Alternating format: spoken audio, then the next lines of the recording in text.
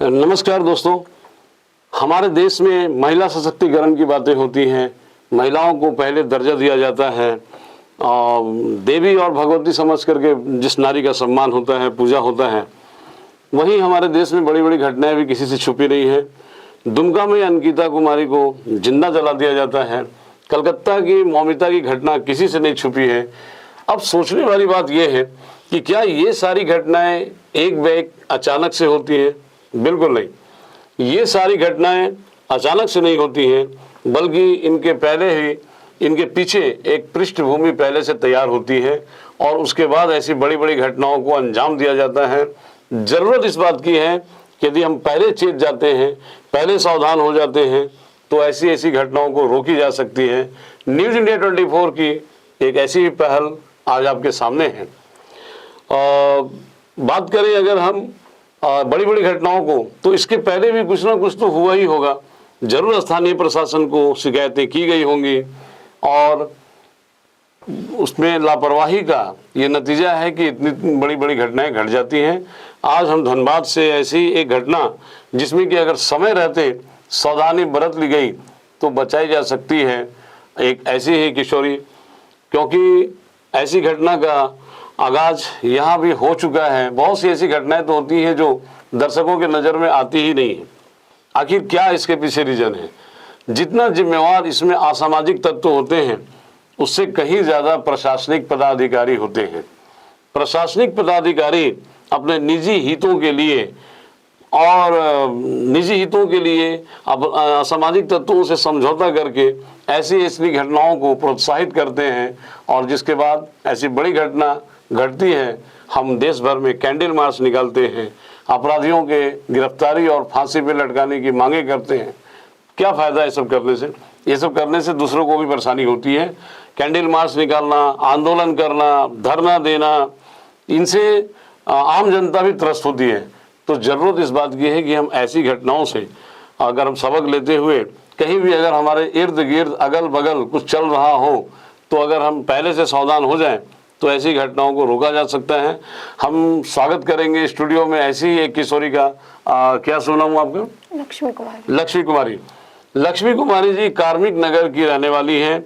इनके साथ भी ऐसी ही एक घटना घट रही है जिसमें प्रशासनिक अधिकारी पूरी तरह से जिम्मेवार हैं, क्योंकि प्रशासनिक अधिकारी, जी हाँ मैं नाम लेकर के बोलूँगा, RN ठाकुर, जो कि धनबाद सदर थाना के इंचार्ज हैं, इंस्पेक्टर हैं, इनको पहले से ही मालूम होता है और ये ऐसे अभियुक्त को धमकाते हैं, बोलते हैं कि भाई आप FIR कर रहे हो तो ठीक है, ऊपर से काउंटर FIR होगा तो आप सोचना आप फंसोगे। यानी इन पे दबाव डाला जा रहा है कि आप FIR मत कीजिए। अगर इनके साथ कुछ भी गलत हो रहा हो फिर भी, तो आखिर ये प्रशासनिक अधिकारी हैं किस लिए? बताइए आपके साथ कब क्या घटना घटी और किस तारीख को घटी, क्या घटी पूरी? हम लोग को पॉलिटेक्निक मोड़ में दुकान है, ठीक है। पॉलिटेक्निक मोड़ बिल्कुल धनबाद के बस स्टैंड से जाने वाली एक गली है, जहां पॉलिटेक्निक मोड़ कहते हैं। वहां पर इनके पिताजी एक दुकान चलाया करते हैं। किस चीज की दुकान है? फुटपाथ पे दुकान है, बादाम का है। बादाम का, यानी मूंगफली सेल आउट करते हैं। समझ सकते हैं कि बहुत बड़े घर से नहीं है, छोटे व्यापारी हैं, फुटपाथ पर मूंगफली सेल करके बेच करके अपने जीविकोपार्जन करते हैं। चलिए आगे बढ़िए। रात को 1 से 1:30 बजे के बीच में किस तारीख को? 1 तारीख का रात में, ठीक है। 1 सितंबर को रात में 11 साढ़े 11 बजे। बोलिए। 1 तारीख को 1 से 2 के बजे के बीच में सुरेश यादव है, उनका छोटा बेटा है, वो आया। वो आके मेरे पापा के साथ मारपीट किया 1 से 1:30 बजे के बीच में। हम वहाँ हेल्प भी मांगे पब्लिक से, जो कि वहाँ से गुजर रही थी, लेकिन किसी ने मेरा हेल्प नहीं किया उस दिन। अच्छा, आप भाव विभोर ना हो तो सुरेश यादव का लड़का, छोटा बेटा, क्या नाम है उसका? नहीं पता। रोहित यादव। सुरेश यादव के छोटे लड़का, सुरेश यादव जी का छोटा लड़का जिनका नाम रोहित यादव है, ये रोहित यादव क्या करते हैं? क्लर्क है, बैंक मैनेजर है। हाँ। कहाँ पे? ये नहीं पता। रांची की बोकारो है शायद। तो वो बैंक में एम्प्लॉय हैं, यानी कि गवर्नमेंट एम्प्लॉय हैं। क्या किया उन्होंने? वो आए, वो आके मेरे पापा के साथ मारपीट करने लगे हैं। किस कारण से? किस कारण से ये तो नहीं पता, लेकिन वो आए, उसके बाद बोले कि आप लोग यहाँ रहते हैं वगैरह वगैरह। उसके बाद हम आए बाहर तो हम मना किए कि मत मारिए मेरे पापा को। उसके बाद हम हेल्प भी मांगे, वहाँ सीसीटीवी आप चेक कर सकते हैं, लेकिन किसी ने हेल्प नहीं किया। बगल के घर में हम हेल्प करने के लिए गए तो वहाँ से वो मुझे बोले कि यहाँ से जाओ जल्दी, नहीं तो अभी तुमको भी मारेंगे। ठीक है, वहां से हम चले गए। उसके बाद भी उसका बड़ा वाला भाई आया है, ठीक है, हम लोग को हम लोग को धमका के गया कि अगर ज्यादा करेगी तो गोली मार देगी, पापा को हाथ धो देगी पापा से, उसके बाद कुछ नहीं कर पाएगी। तो उस दिन रात में हम लोग कंप्लेन नहीं किए थे, लेकिन उस दिन मेरी बहन धनबाद थाना, ये सरायढेला थाना गई थी। सरायढेला थाना में हम लोग को बोल दिया गया कि वो मेरा एरिया नहीं आता है, हम कुछ हेल्प नहीं कर सकते। ठीक है, फिर उसके बाद वो सरायढेला थाना जाती हैं, वो कह देते हैं कि भाई वो हमारे क्षेत्र में नहीं आता है। जबकि किसी भी थाना का ये अगर इस प्रकार की कोई घटनाएं हो रही हैं तो उसमें जांच करना उनका कर्तव्य बनता है। अगर लोग थाना, ये थाना, वो थाना के इंतजार में ही पड़े रहें तो बहुत बड़ी बड़ी घटनाएं हो सकती हैं। और ऐसा कानून व्यवस्था अगर हमारा बना हुआ है तो वो भी ठीक नहीं है, खास करके लोगों के कल्याण के लिए।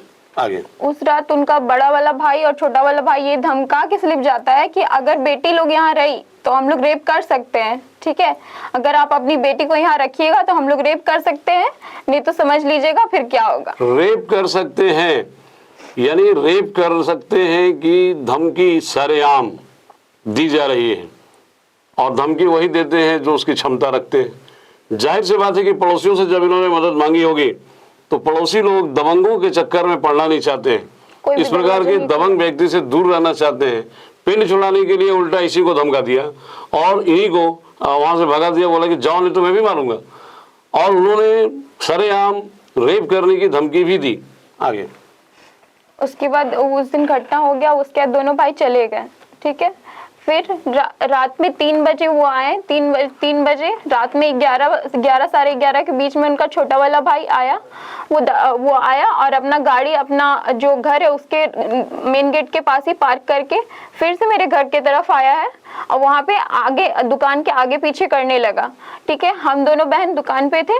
वो बहुत देर तक हम लोग को गलत निगाह से घूर रहा था, फिर भी हम लोग सोचे कि छोड़ दो, जाने दो, दुकान बंद कर देते हैं। दुकान बंद करते करते मेरी छोटी वाली बहन थोड़ा सा बाहर गई है, वो उसका टी शर्ट पकड़ के सामने से टांगने लगा। उसके बाद उसका गर्दन पकड़ के उसको उठा दिया। उसके गर्दन पे स्क्रैचेस है, वो भी आप चेक कर सकते हैं। उसके बाद जैसे ही हम बाहर गए, वो मेरे सामने से ब्रेस्ट टच कर रहा है और उसको टी शर्ट को फाड़ने का कोशिश कर रहा है। उसके बाद मेरे पापा आए, मेरे पापा उसको बोले कि बेटा जी चले जाइए यहाँ से। इज्जत से उसको, इतना इज्जत से हम लोग बोले बेटा जी चले जाइए, लेकिन वो मेरे पापा को ही एक थापड़ जड़ दिया।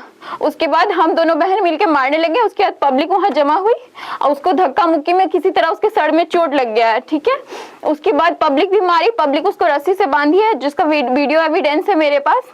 उसके बाद वहां पे एक भुल्ली थाना का प्रभारी गुजर रहा था, जो कि 2 थे भी स्कॉर्पियो में।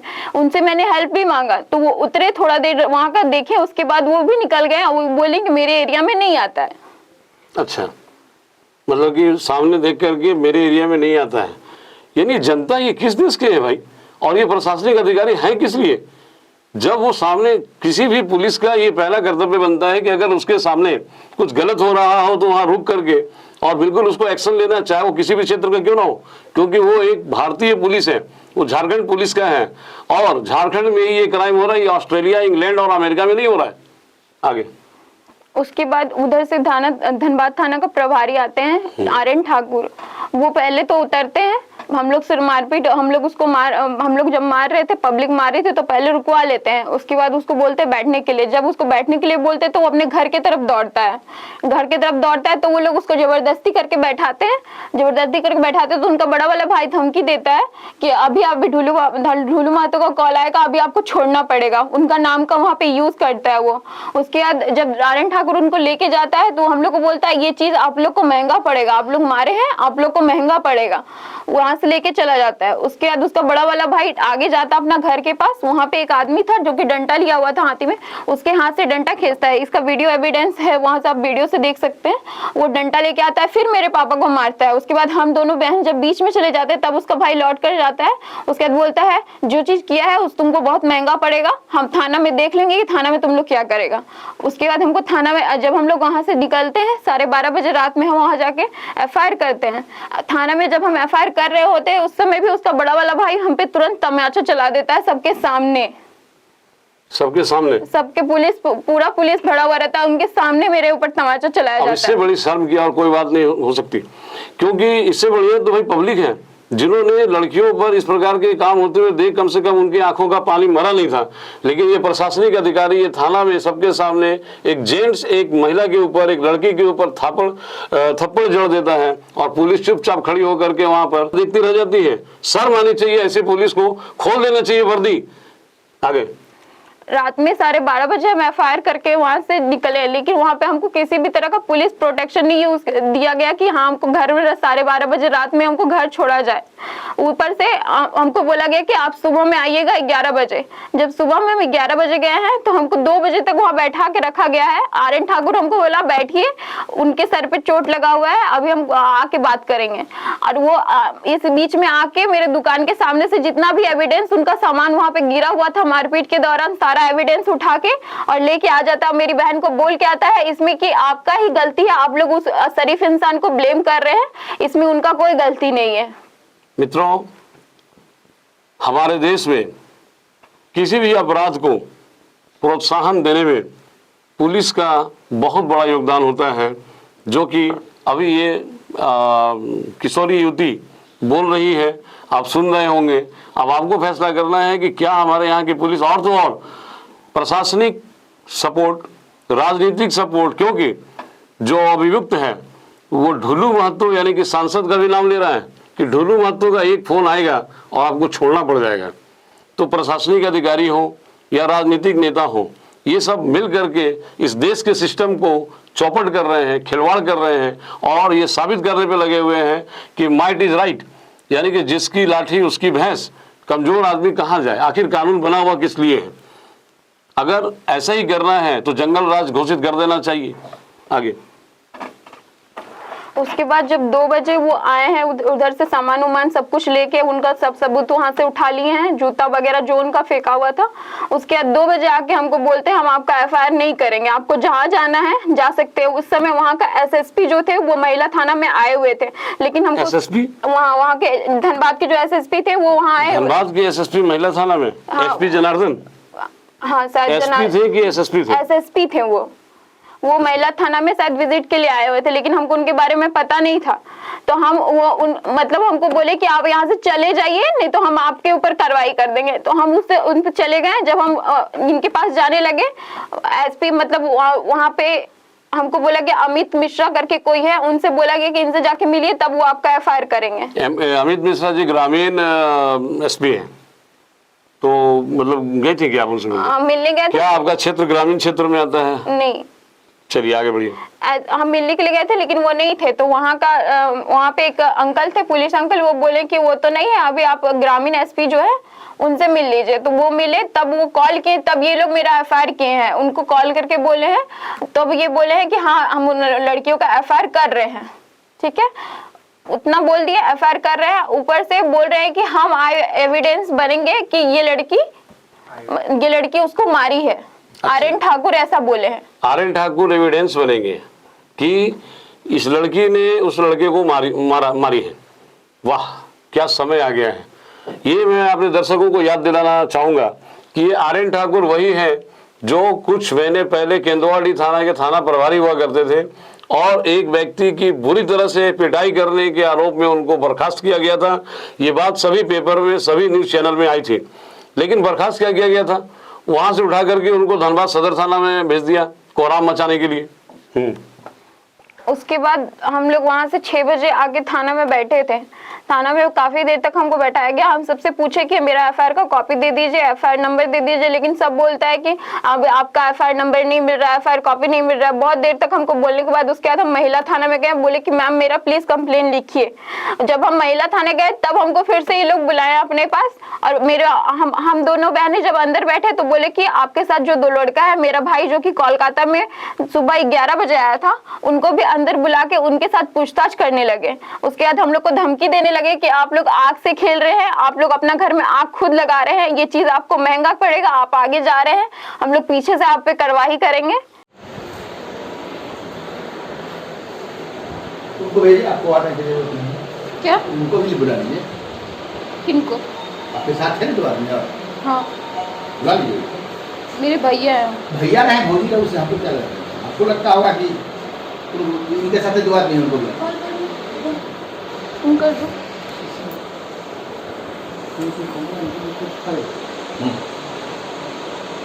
क्या छोड़ दीजिए। इनका हो गया, क्या एफआईआर हो रहा है? क्या एफआईआर हो रहा है? इसका नंबर क्या है एफआईआर का?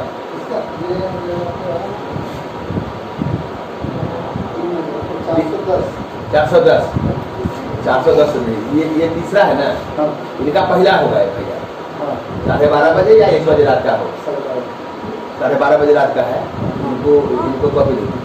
और विष्णु प्रसाद को बोलो।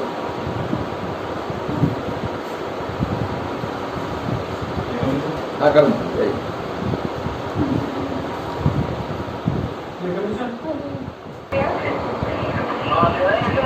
जय हिंद। कहाँ है? हाँ जरा आ जाइए ना। ये लोग, इनका एफआईआर हो गया है, तो इन लोगों का अरे रात में नहीं, वो लड़कियां आई थी। हाँ अभी भी आए, अभी तो रिपोर्ट अभी आई थी, मेरे साथ प्रिंट नहीं निकला है सर, अभी निकल जाए लाइट डाले। तो इन लोग का बयान नोट कर लीजिए। क्या करना है? क्या बाबू, हम लोग तो आग बांटते हैं, लड़िए। इसका गुस्सा इसको लग रहा है कि हम इसका केस में, हम किसी केस में मैक्सिमम प्रयास करते हैं कि केस नहीं, मैक्सिमम। अच्छा जरा प्रयास करते हैं, कभी मजबूर होकर। अरे ठीक है, आप अपने घर में खुद से आग लगाना चाहते हैं, मेरे को क्या लगता है? हम तो आग ही बांटते हैं, मैं तो आग बांटता हूँ। तो क्या बोल रहे हैं कि हमसे जो लीजिएगा प्रसाद तो जलिएगा, चाहे जिसका भी। एक आप आगे, इस केस में आप आगे भाग रहे हैं, किसी को खदेड़ रहे हैं। दूसरा केस जो आप पर होगा उसमें आपको खदेड़े। ठीक है सर। आप लोग क्या करते हैं?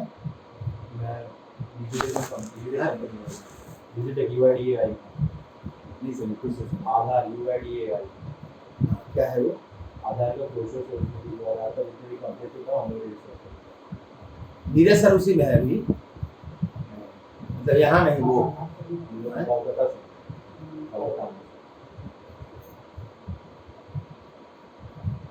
यहाँ का हेड है नीरज। आप क्या करते हैं? कहाँ से? कहाँ से? तुम क्या करती हो?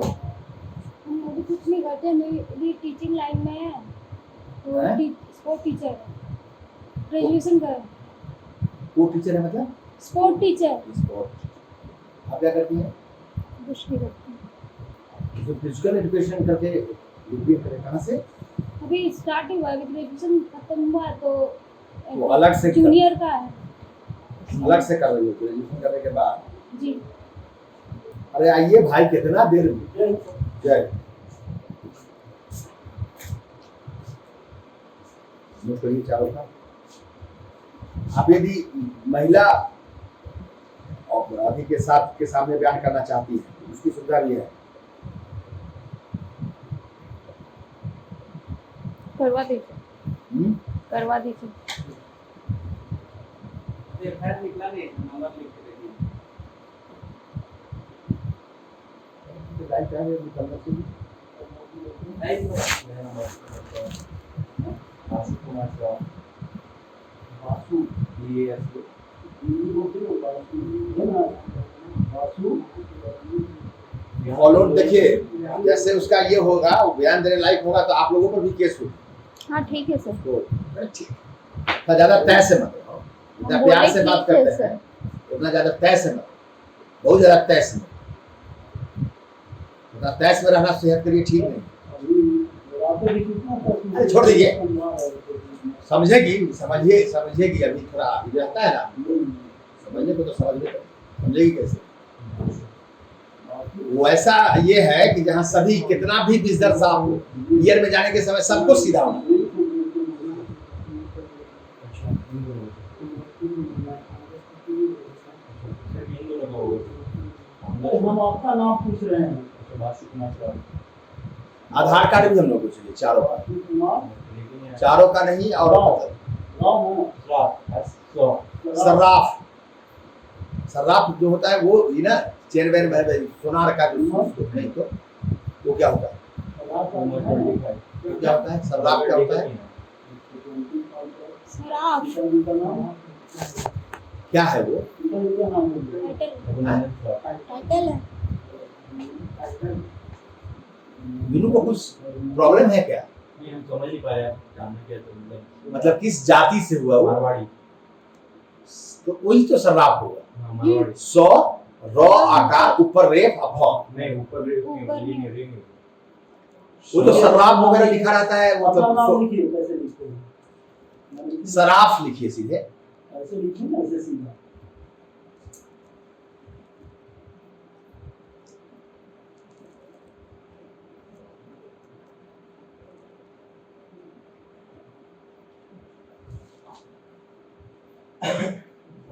बासु ना कौन क्लास तक आप पढ़े हुए हैं?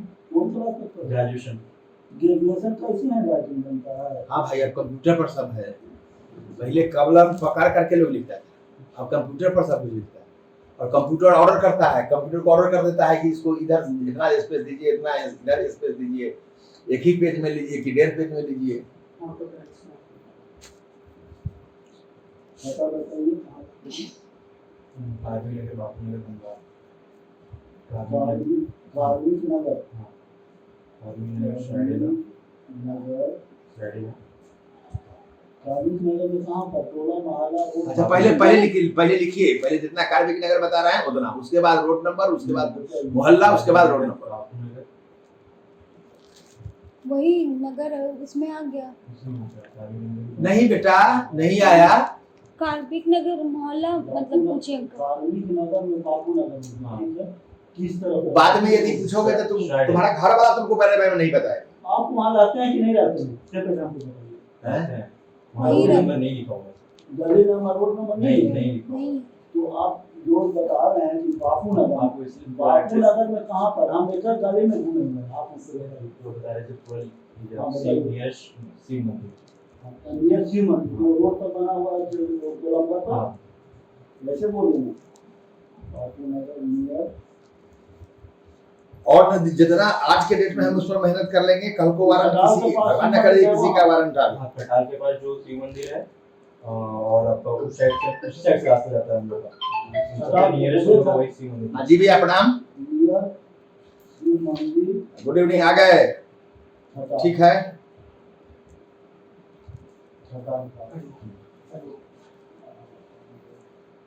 अरे बूढ़ा आदमी, आपको पढ़ने के लिए भेजा गया, आपको लेट किया जा रहा है।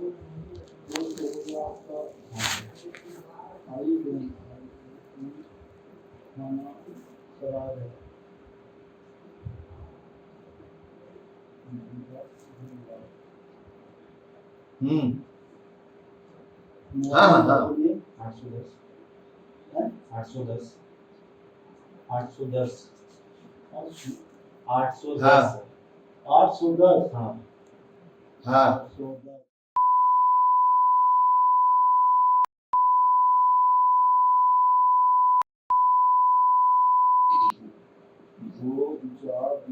रिक्वेशन बना दीजिए, लगता है लगा के देख लीजिए भाई, अभी लगा फोन बंद के। है अभी फोन बंद है और कोई नंबर? दूसरा नंबर अभी मैं इंटरनेट नंबर नहीं है सर। मैं कोलकाता से इमीडिएटली मैं वापस आया, मैं वापस जॉब के आप लिए अपने गार्जियन का नंबर दीजिए। नहीं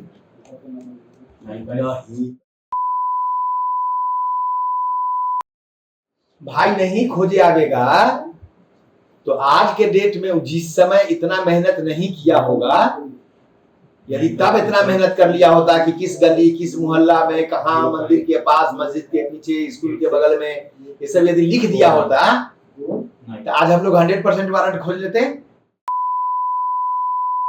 तो उस समय लोग नहीं लिखा, कार्मिक नगर धनबाद लिख दिया, हो गया।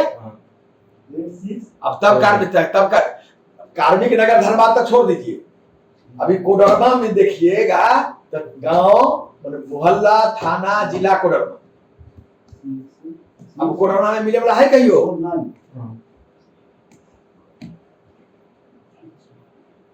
आधार कार्ड है, अंदर वॉलेट ही नहीं है, मोबाइल में है, मोबाइल बंद है सर।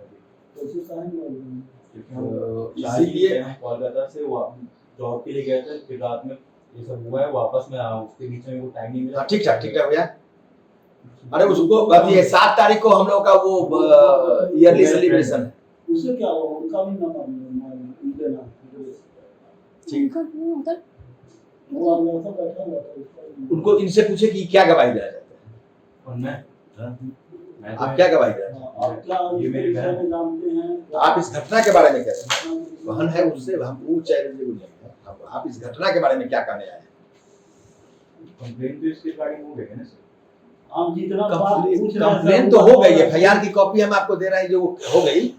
जैसे हमको कॉपी निकल जाएगा आप हमको व्हाट्सएप कर दीजिए, हम व्हाट्सएप कर देंगे, आप ठीक है? ये मैटर नहीं है। इस घटना में आपको क्या करना है, क्योंकि एट लास्ट अभी ये सब तो नहीं गया है कोर्ट, एट लास्ट आप क्या कहिएगा? मारपीट नहीं अभी ये मारपीट वाला तो आप लिख लेगा। एट लास्ट आप कहिएगा कि आईओ आपका बयान लिया था केस दर्ज होने के बाद? ना सर, अपने से लिख दिया है। हाँ सर, नोट किया जाए हुजूर, आईओ इनका बयान ही नहीं दिया। इसीलिए मैं हम लोग अब पूछते हैं और कहते हैं कि इस केस में आपको क्या करना है, बात समझ आएगी। बाद में क्या होगा नहीं होगा वो तो आप लोग देखते ही हैं। आप इस घटना के विषय में जो हुआ कहिए हम घटना में हाँ कब कल के दिन सुबह शाम 11 बजे 11 बजे दिन रात 11 बजे रात में क्या हुआ?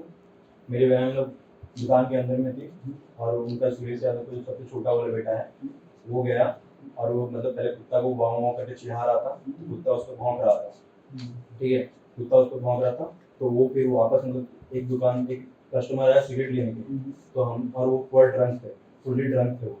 आप वहाँ थे? नहीं ईयर से है ये, आप नहीं थे वहाँ?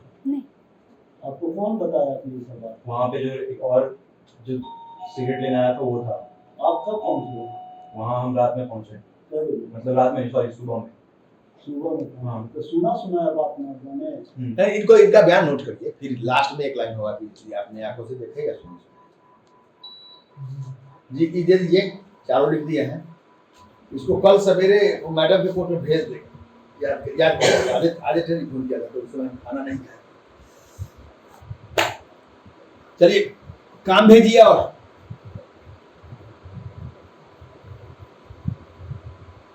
407 अभी का काम मिलेगा, अभी नए हैं।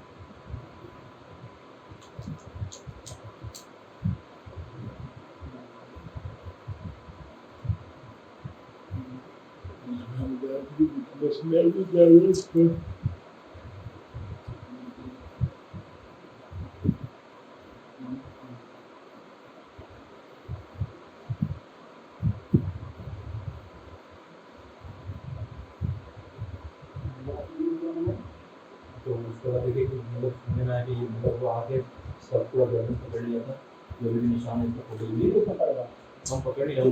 तुम्हारा इंजरी तो तुम तो रात में नहीं थी, तुम्हारा इंजरी तो नहीं जारी हुआ है, इसका इंजरी तो नहीं जारी हुआ है। ये बच्ची थी, इसका इंजरी जारी हुआ होगा। तुम कोई इलाज की आवश्यकता है या इंजरी की आवश्यकता है? हाँ ना दिखाए थे कहाँ? चोट लगा था तो उसका कहाँ वही तो पूछो। पेन से सुबह में दिखवाया। इसको मैं जॉब पे काम करता हूँ।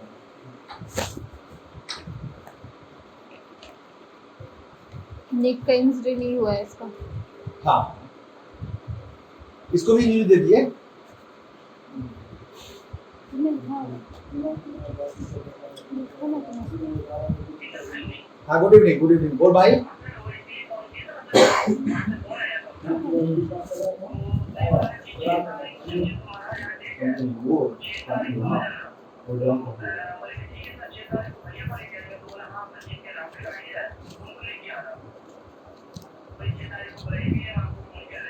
तो ये इस आदमी से बात करना मेरे रेफरेंस में, और जब भी जरूरत पड़े मेरे को कॉल। आसपास का रहने वाला होगा।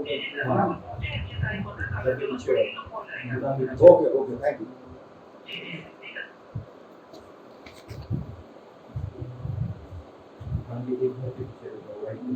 शराब के नशा में आया।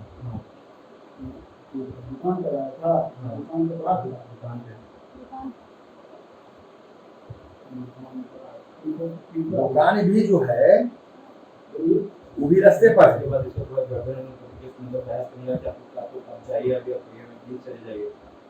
ये नहीं सुन रहा था। बहुत बॉडी बनी। हाँ, फिर उसको सिगरेट दो, हम बोल रहे हैं ना सिगरेट दो।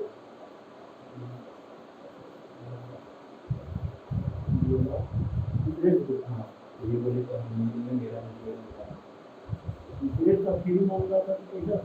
दूसरा कोई मांग रहा था। दूसरा ग्राहक था। वो नहीं था। वो नहीं मांग रहे। नहीं, वो नहीं मांग रहा था। वहाँ पे आके सामने में खड़े हो गया था मेरे। तो हम लोग बोले अभी सिगरेट नहीं मांग रहा। नहीं, सिगरेट तो दूसरा को मारे तो हम लोग बोले अभी नहीं सिगरेट बाद में लीजिए। असल जो झगड़ा हुआ है ना, आप जानिए, आपको पता है या नहीं पता है। असल झगड़ा हुआ है 3 दिन पहले। हाँ, 3 दिन पहले कुत्ता के लिए। ये क्यों कहीं से स्टिक डॉग रखे हुए थे, वो अपना कुत्ता टहला रहा था। स्वाभाविक है कि हालांकि आदमी और कुत्ता में बहुत फर्क बढ़ा नहीं गया। हाँ, करके अपना ही कर रहा था। नहीं किया। उसी झगड़ा को ये लोग थोड़ा ज्यादा ही स्मार्ट बन गई, बहुत ज्यादा है। इसको लगता है कि जैसे कि LLB टाइप खेले है वैसे। इसको इंजरी दे दीजिए, इतना ही क्या पढ़ेगी क्या लिखेगी, इसको इंजरी दे दीजिए। टेप कर रही हो क्या? बोले पापा का कॉल आ रहा है। उसमें भी टेप में है। पापा कॉल आ रहा है। मैं पूछ रहा हूँ कि कौन टेप पर है? पापा का कॉल आ रहा है। ये सारे वर्सन एक थाना प्रभारी के हैं। सोचने वाली बात है कि आम आदमी, पीड़ित आदमी अगर जाए तो कहाँ जाए? क्या ये कानून, ये पुलिस, ये कोर्ट, ये मुकदमे सिर्फ बड़े लोगों के लिए हैं? क्या वैसे लोगों के लिए हैं जो अपना राजनीतिक अप्रोच रखते हैं, जो ढुल्लू महतो के समर्थक हैं? या वैसे लोगों के लिए हैं जो RN ठाकुर की से दोस्ती रखते हैं या फिर उनकी जेबें गर्म करते हैं? उसके बाद हम लोग को बहुत देर वहाँ रखा गया, हमसे पूछताछ किया गया है। उसके बाद लास्ट में जब हम वहाँ से निकल रहे तो बस हमको FIR नंबर दे दिया गया और बोला कि कल आके आपको FIR कॉपी मिलेगा। यही हुआ। हाँ।